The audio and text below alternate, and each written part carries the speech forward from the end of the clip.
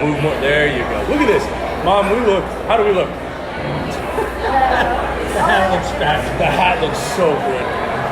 The hat looks so good. Will you make sure to take a picture of us with him with the hat on? All right, thank you so much. The shirt, too.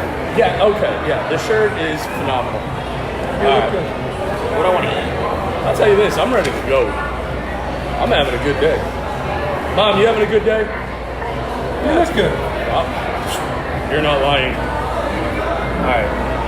Tag. I want it. Man, you gonna get something to eat? Here we go.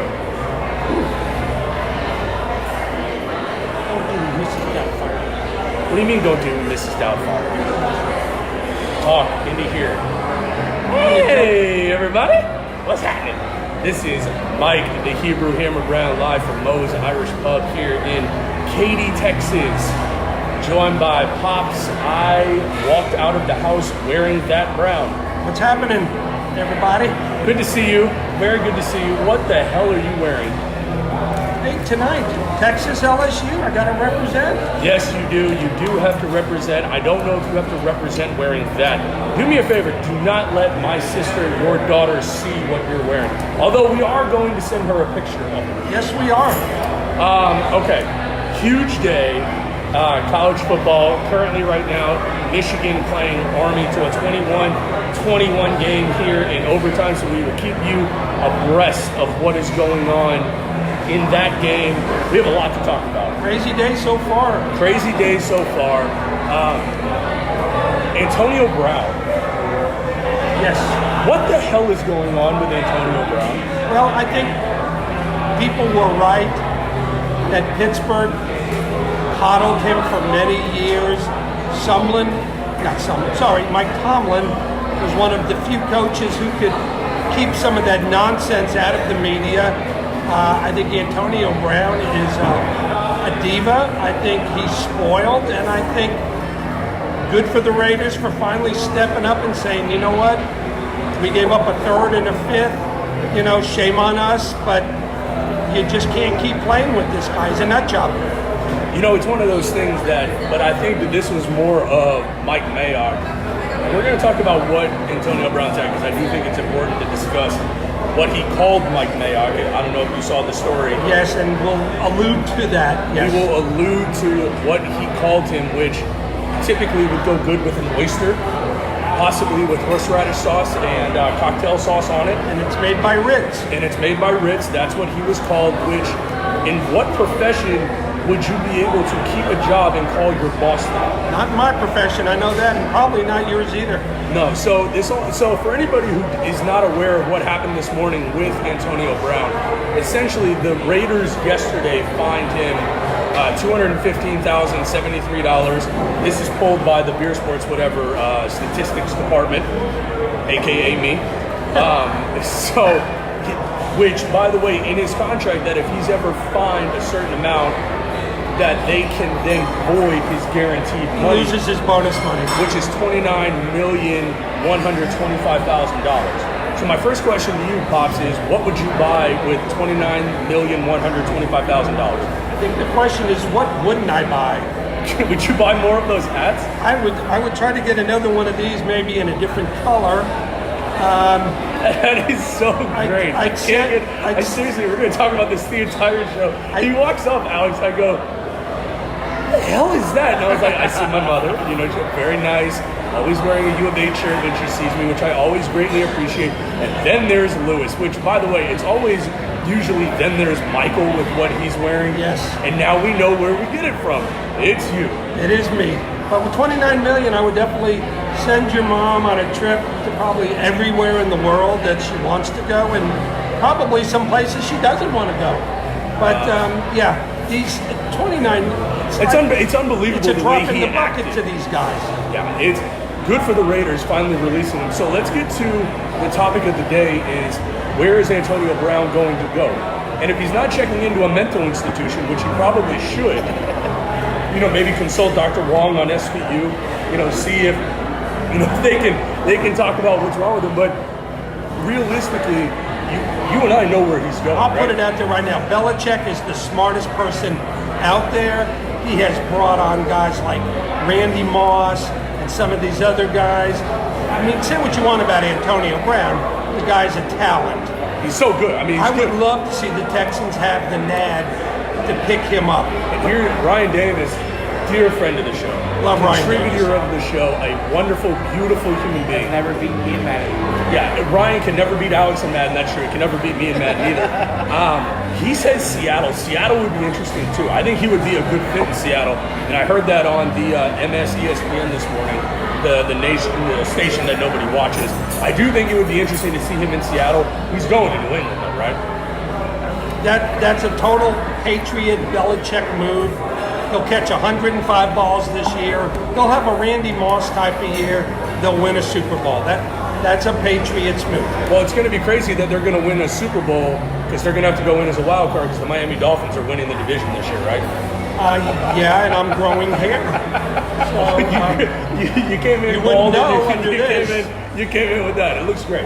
Okay, so Julio Jones signed a contract this morning, 3 years, $66 million extension with Atlanta. Interestingly enough, did you see the parameters of the deal? No. Okay. The Atlanta Falcons are doing a first in NFL history. They are guaranteeing the money when he signs the contract. So they sign him to a 3 year, $66 million extension, but 64 of that $66 million he gets immediately at the time of signing his contract. What are your thoughts? That's interesting. It's basically a guaranteed deal. And I think that's where the NFL is moving, is that they're going to start guaranteeing more deals because guys are getting smarter. And the situation with, Antonio, Rikers Island, right. Crazy Penitentiary Brown realizes that you need to get that money up front. Well, I think it just makes it tougher on the teams to cut him. I mean, you cut him, he's getting his money, or he already has his money either way. Yeah, but interesting, that's a good signing for Atlanta. Atlanta keeping one of the best wide receivers in the game. Great player. Yeah. Okay, so let's move into, we don't have a snake story of the week because I didn't look for one and I didn't put it into said run sheet. By the way, run sheets all the time now, Alex, every week. Okay, let's get to prediction Saturday. In the primetime game of the week, the most important game of the evening, the University of Houston is playing Prairie View. What are your thoughts? Where do you see this game going? I know it's going to be a barn burner. I know Prairie View is going to bring the wood tonight. But where do you see U of H and Prairie View? If U of H doesn't score 70 points by halftime, I'll be disappointed. Okay, so who are you picking, U of H or Prairie View? I think I'm going to have to lean towards U of H in a close contest. Okay, close contest, U of H pulls it out. Let's get to the game that is on TV right now. The way you're dressed, you're probably supporting A&M in the Clemson. I will say this, A&M, please do not hurt the Dolphins' future quarterback who plays for Clemson. That's what I'm going to say about that. But I picked Clemson and I gave the points, so I'm leaning towards Clemson. Yeah, Clemson at 16.5, that's a lot of points. It's a whole heck of a lot of points. You don't see that as a lot of points? Not at home. 16.5 points at home? No, they're the national champs. They returned a lot of people. They lost a lot of their defense, but I still think they're the class.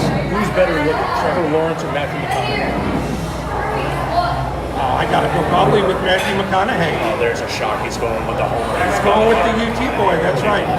Okay, so your game of the night, 6:30 tonight, prime time, ABC, UT against the University of Texas. Because I know every time you say it, you have to put in a quotation. That's true. That's true. The University of Texas that hasn't won a national title since '06, but playing Louisiana State University tonight. Who do you give the? I was joking, by the way, about the national. I heard you. I just let it go. Okay. Who wins tonight? UT or LSU? At UT, LSU is favored, which I think is absurd. I will say this. I am glad that this game is in Austin. I will say that. I think that gives them. There's going to be a lot of purple and gold people there. You know, the team from Deliverance travels very well. Explain that reference. Louisiana. Okay. So, Good talk. I think Sam Ellinger is the real deal. Best white quarterback. I know UT is hurting running back wise, but I think Texas has too many playmakers. I think you got the Eagles kid, you got Colin Johnson, you got Duvernay, you got John Burke. I think Ellinger is going to have to put the ball in the air tonight, and I see a high-scoring game. Alex, your call, Clemson or A&M? I want to pick A&M. No, you don't. Yes, I do. Yes, I do. But if Clemson's playing at home, there's no way A&M's winning. Okay, so you're taking Clemson, UT, LSU. LSU. Are you really? Yeah, I can't pick UT. You're a terrible team. LSU's gonna win. LSU's gonna win. It all depends on how Sam Ellinger plays. You got to consider the source. If Sam Ellinger has a great game, I think UT pulls it off. But if Sam Ellinger screws up, LSU's gonna win. Mom, Renee Brown joining the show. Hey, I got. Okay, there's applause playing in the background for your. All right, UT or LSU? That's a UT. Okay, she's going UT. Nice pick, Mom. That's what Nick would say. Nice. Not so fast. Not so fast. Not so fast. Okay, so let's get to our 30 seconds of Miami Dolphins talk against the Ravens. Week 1, your selection of what's going to happen tomorrow. Dolphins, Ravens. I think the Dolphins are going to win. So do I. I'm taking Miami at home. And I get it. I don't Miami think against the Baltimore at home. Yeah, we're 7-point dogs. I like Miami tomorrow. I don't think home this year to Miami really means anything, but Baltimore, I mean, Ray Lewis isn't there anymore. They're not that big bad defense. They got Earl Thomas who is playing on one leg. Lamar Jackson is a one-dimensional quarterback. I think this is probably one of the 4 or 5 games that the Dolphins win this year.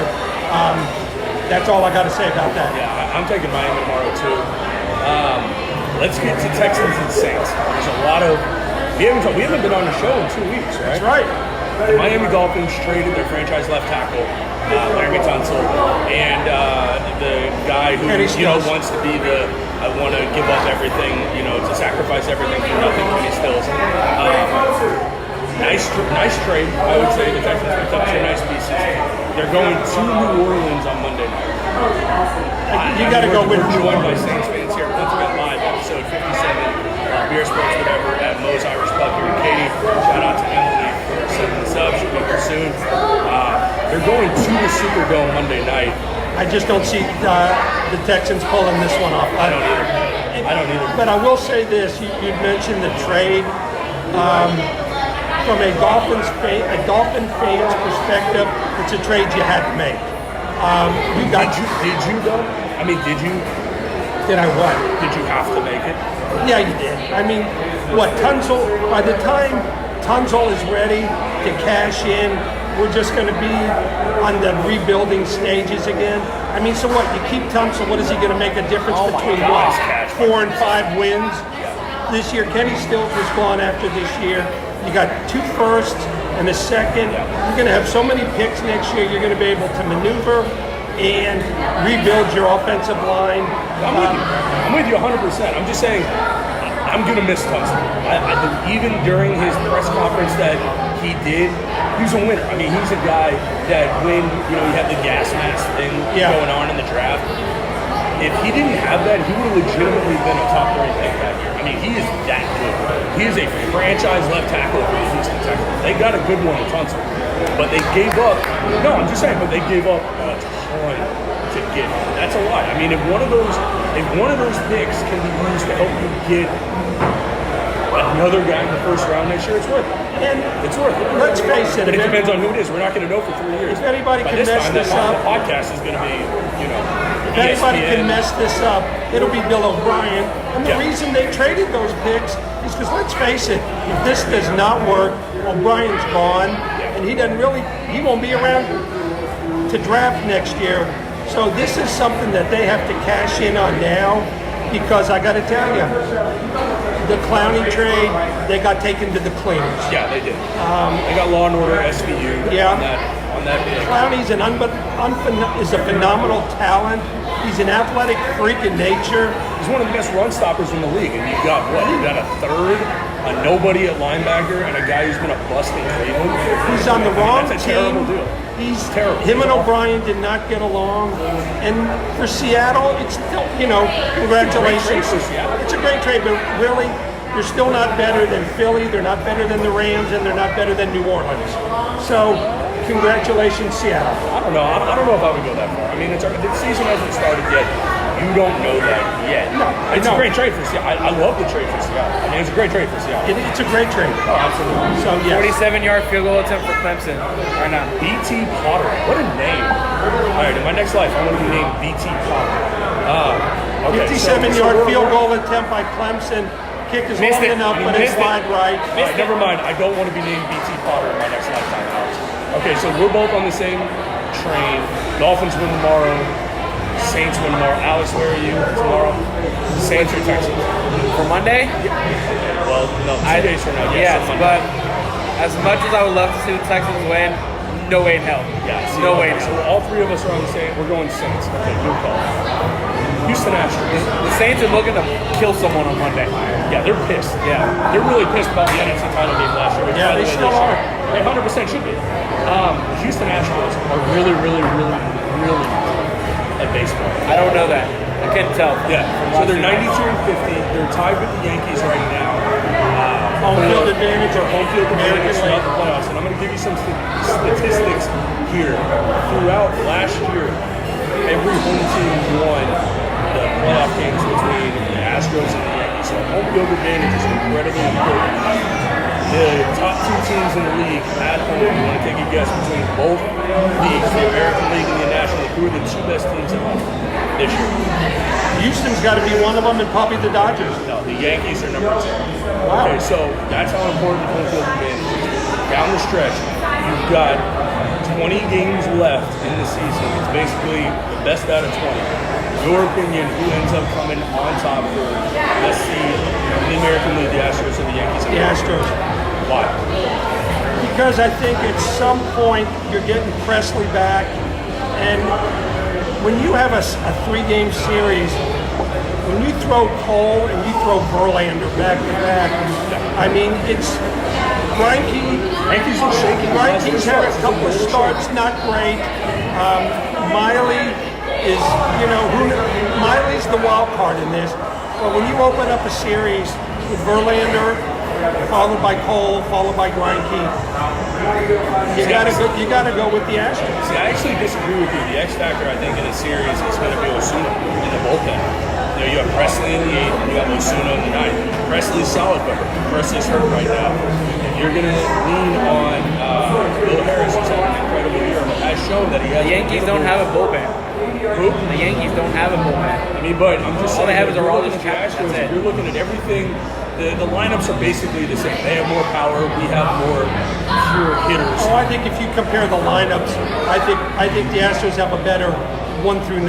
No, not even close. You got Stanton. I think it's close. You got if the Judge. Yankees are healthy. I'm just saying, they have more power. We have more hitters than they do. Right. We have more situational hitters between Brantley, between Bregman. When Carlos Correa. Okay, we're going to talk about that in a second. I don't know if you saw the news of what he did this week. We are going to discuss that in a minute. But very interestingly enough, I think it would be an incredible series between the two teams. But I think it comes down to the bullpen. Between the Astros and the Yankees, who has the better bullpen? They have a better bullpen. We have better starters. And that's what it's going to come down to. But I got to tell you right now, Yuli kind of limped off. You got to get Yuli healthy. You got to get Correa healthy. Now I'm going to tell you an X factor. And this is a guy but I have rode this guy. But if Tucker's starting to get hot, I've been on his case the last 2 years. If Tucker starts to get hot, I think Tucker can be an X factor. Even when he hit that home run, that was one of the ugliest swings I've ever. That looked like a Mike Brown at Sugarland Little League swing. He found a way to get it out of the park, but it was ugly. Well, but I like the at bat after that. He drove in the tie. Two strikes, 2 outs, and he drove in the tie and run. maybe it takes some players, it takes them longer than others. I think Alvarez is what they had hoped Tucker would be. So if we got both of those guys cranking, I'm psyched. Let's go. I'm pretty excited for it. Let's go. Once again, this is episode 57 of Beer Sports Whatever, co-hosted by Mike, the Hebrew Hammer Brown, and Lewis. I really did wear that when I woke up around live here at Moe's Irish Pub here in Texas. Very excited. So, Houston Rockets made a signing this week. That was pretty cool. As a season ticket holder, and I get to go to very many games with you, which I'm always very appreciative of. Welcome back to Bahamian Beast. Nene's coming back. Bringing him back this week. I like that. I like that move, especially if it's a minimal move. I really, really like that move, only because even go back a couple years, which, in 2019, sports fans, they like Dolphins extend only Jesse go Davis in the current. They don't want to talk about what's happened in the past. That James Harden has said that Nene is basically his bodyguard. You got to keep Harden happy. Nice signing by the Rockets for Nene. It's going to be an interesting rotation between Chandler and Nene. I think Chandler gets the bulk of the minutes off the bench, Which he should. but Nene gives you some muscle, he gives you some toughness. It gives you options. It gives you options off the bench. Depending on the night, you can give Nene the night off. You can give Chandler the both of the backup minutes and vice versa. I think it's a nice move by the Rockets. I agree, but I don't want to just disappoint my boy Jeff Worm because I know he thinks Hartenstein's a baller, but I got to tell you, I don't see any minutes or any room for Hartenstein, and hopefully he might be a package with somebody else to try to get Iguodala here. That's very well put by a writer on Space City Scoop by the name of Mike Brown. Wrote yesterday, I believe there is still one more move to be made by the Rockets this year. That would be the acquiring or picking up of Andre Iguodala. Can I ask both of y'all a question? Yes, Alex asking the question. What is your final 15-man roster when the Rockets start the season? Final 15-man roster when the Rockets start the season. Okay, so you have, obviously you have Westbrook, you have Harden, You got Tucker, you have Tucker, you got Daniel House, you have House, you got Capella, you have Capella, you got Eric Gordon, you have Eric Gordon, you got Austin Rivers, you have Rivers, you got Gerald Green, Green, you have Tyson Chandler, you have Nene, you're going to have Iguodala, no, you can't go there. What about Ben So who McLemore? do we have right now? You're going to have Westbrook, Iguodala. Harden, Tucker, House, Capella, Gordon, Rivers, Green, Chandler, and then Oh, I think McLemore's going to make the team, yeah, I think McLemore. So McLemore makes 11. and I think Bennett makes 12. I mean, if you're going to go off that 11, my opinion would be the 12 is going to be Iggy. So If you you make get the Iggy, 12 but I think Bennett makes this team. I don't think so. I mean, I think Bennett's a nice pickup. I think it's no risk.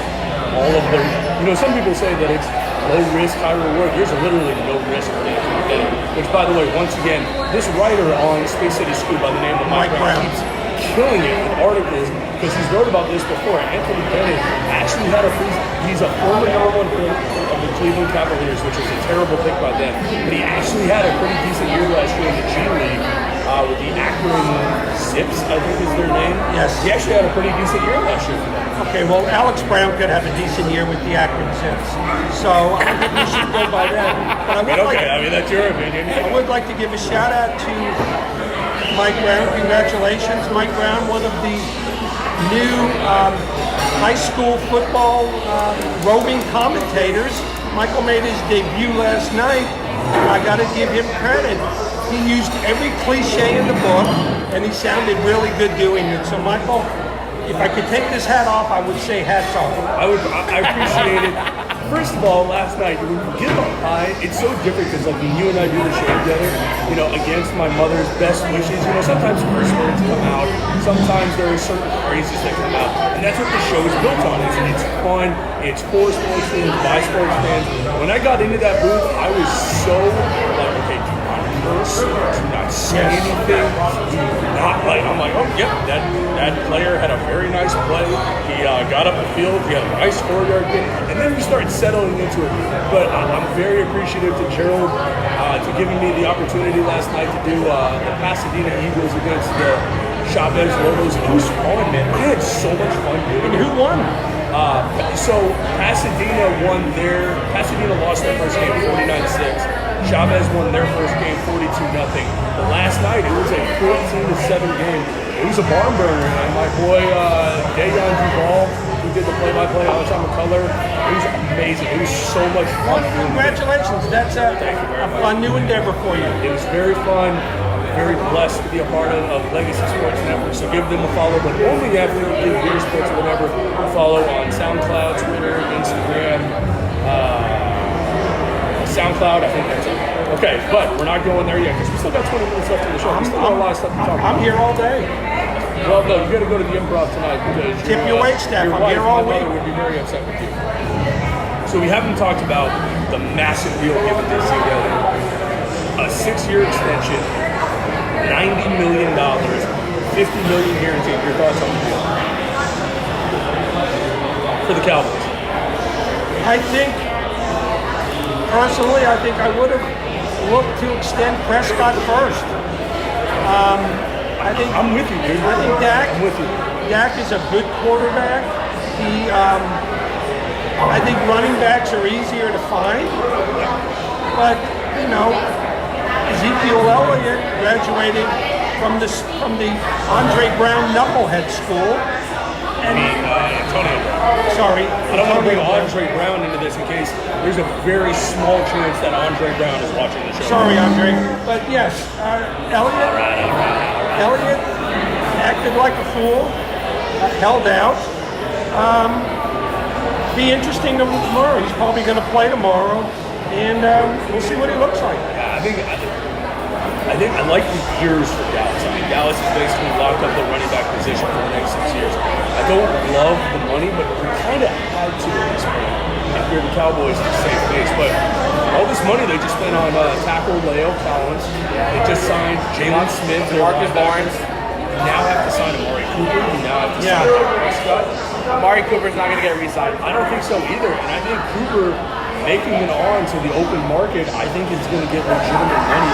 I like Amari Cooper a lot. And once again, we're live here at Moe's Irish Pub here in Katy. It's 0-0 game between A&M and Clemson here early in the first quarter. So we talked a little bit about the Texas LSU game earlier. What is your thought process of Tom Herman calling this the biggest game that they've had essentially since 2006? You guys last won your national title. Well, biggest game they've had. I mean, let's face it. We played Alabama for the national championship. We Which, lost. by the way, if Colt McCoy did not get hurt, you guys probably win that game. I would have to agree. We lost a tough game in Lubbock. Sports take. Okay, all right. The Lubbock game where we lost that knocked us out of the national championship. Michael Crabtree. But you got to think, in the last 4 or 5 years since the Charlie Strong fiasco, this is... Why was that a fiasco? They brought Charlie on. Mac had kind of, worn out his welcome. They went in a totally different direction. Steve Patterson, made what now, not what looks like, but what was a very bad hire. But this is the biggest game for UT.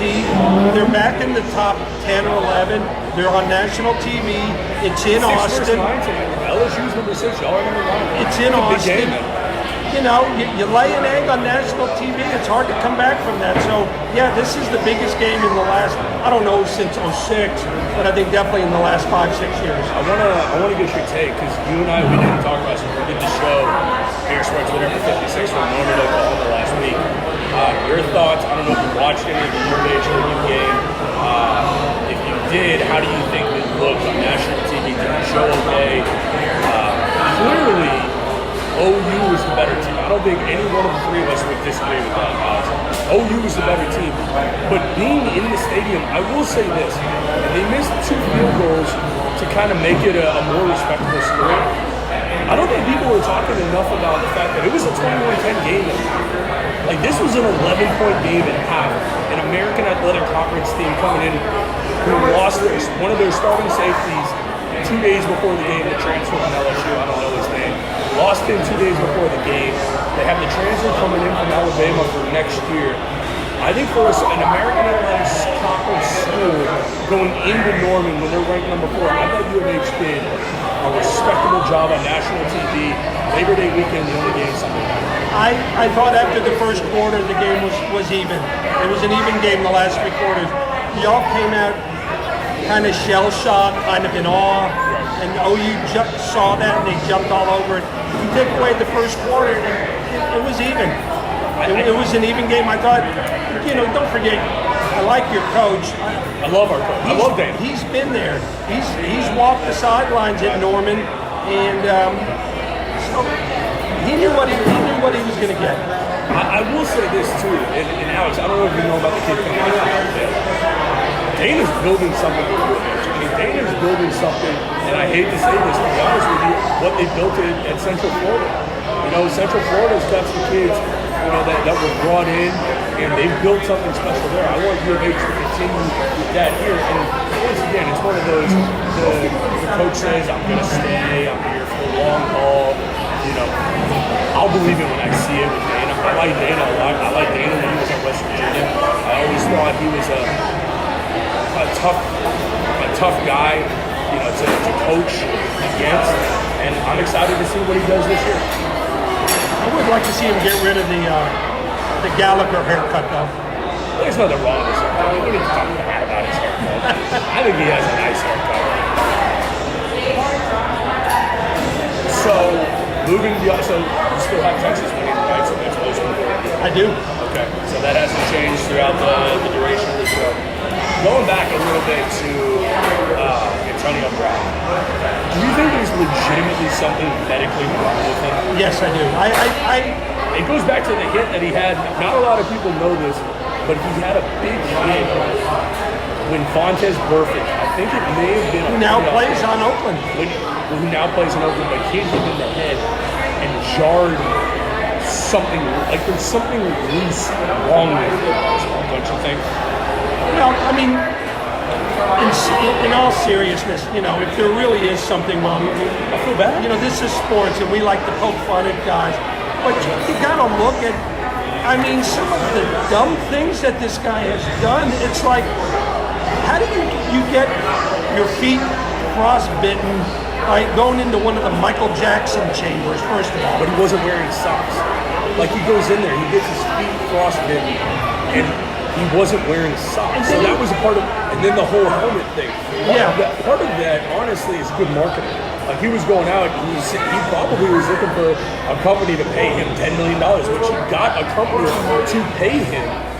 But at this point, the guy almost has to be unhireable. Mike, you want to roll? Would you like another beer? I'm good, thank you so much. It's someone who's going to pick him up on the cheap, and it's going to be New England. I know we talked about it before. He's going to be one of those guys.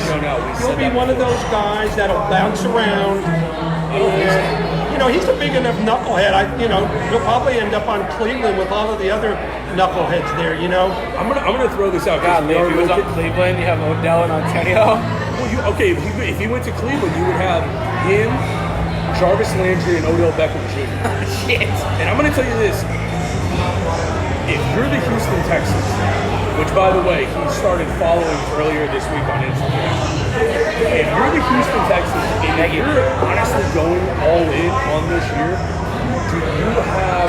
If it was a veteran minimum deal, would you bring him in? You'd have to be the guy.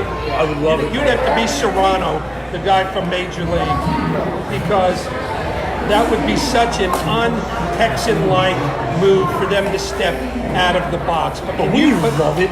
Wouldn't you love it? If you're a Texans fan and you saw that news? Yes. If you're a Texans, Alex, you're a Texans fan. Would you like it? If you're a Texans fan, how would you not like seeing Hopkins, Antonio Brown, Kenny Stills, and Will Fuller?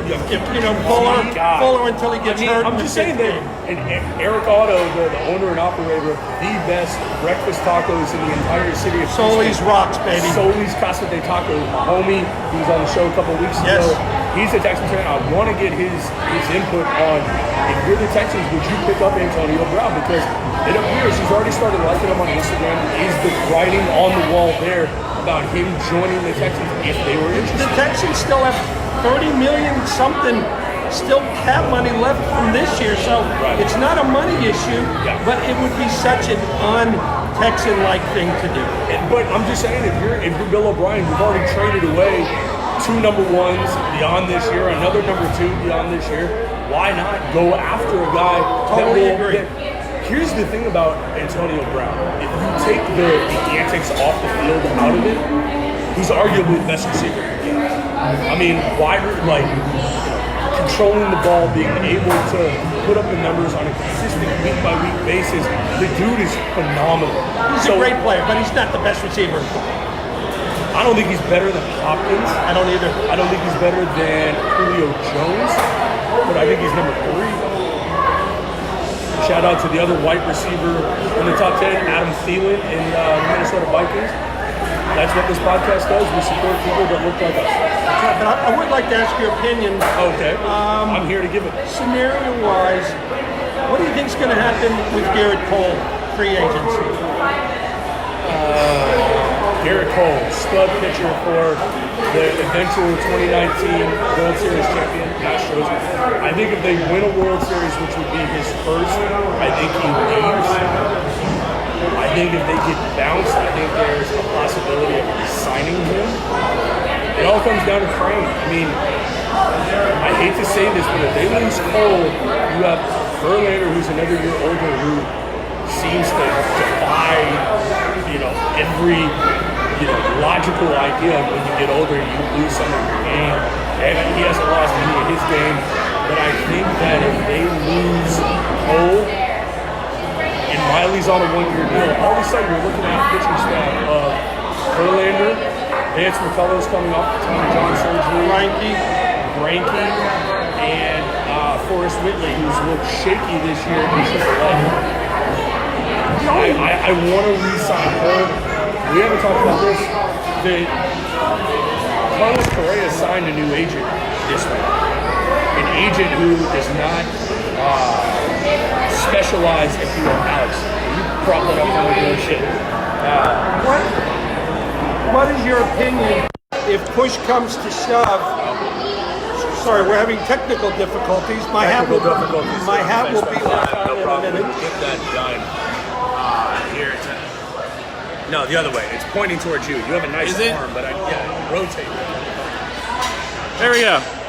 I'll hold it. I think it's going to come to a point.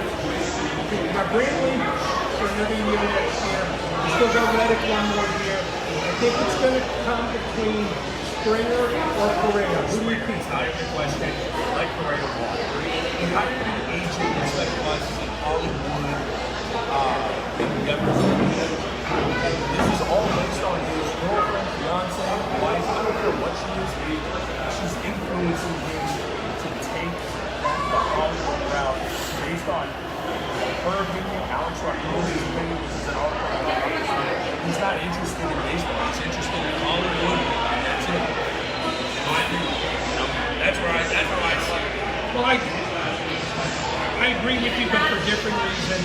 I just don't see. It's not even close between Springer and Correa. And you either go out and you get yourself another shortstop, or you keep Bregman at short and you go out and get yourself a third baseman. Thank you. I think the only way we lose Cole is if he is so bent on going back to Southern Cal that because I think money-wise, I think Jim Crane will come up with whatever it takes. Because once we win the series this year, we come back next year with a step back. Winning 2 World Series. Well, I mean, I'm just saying, take a step back of who you can afford to keep. So, I would like for us, I like the rotation, I'd like to keep it, and I'd like to have McCullers in there if Miley decides to leave. That's all I'm saying. All right. Good show. Your shout out. A couple of shout outs here. Marilyn and Marcia, listeners in Phoenix, Arizona. All my peeps in Florida, White Shoes, Lou, Brent. Glad y'all Big Bullet. Wormy's always listening in. Dickie. Who did I forget? Miss Eric.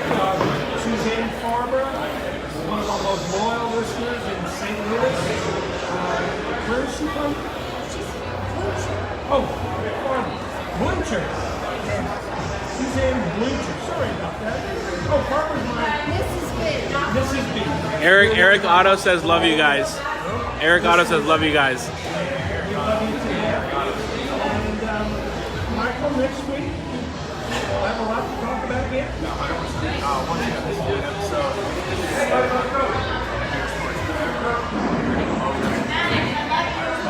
My card.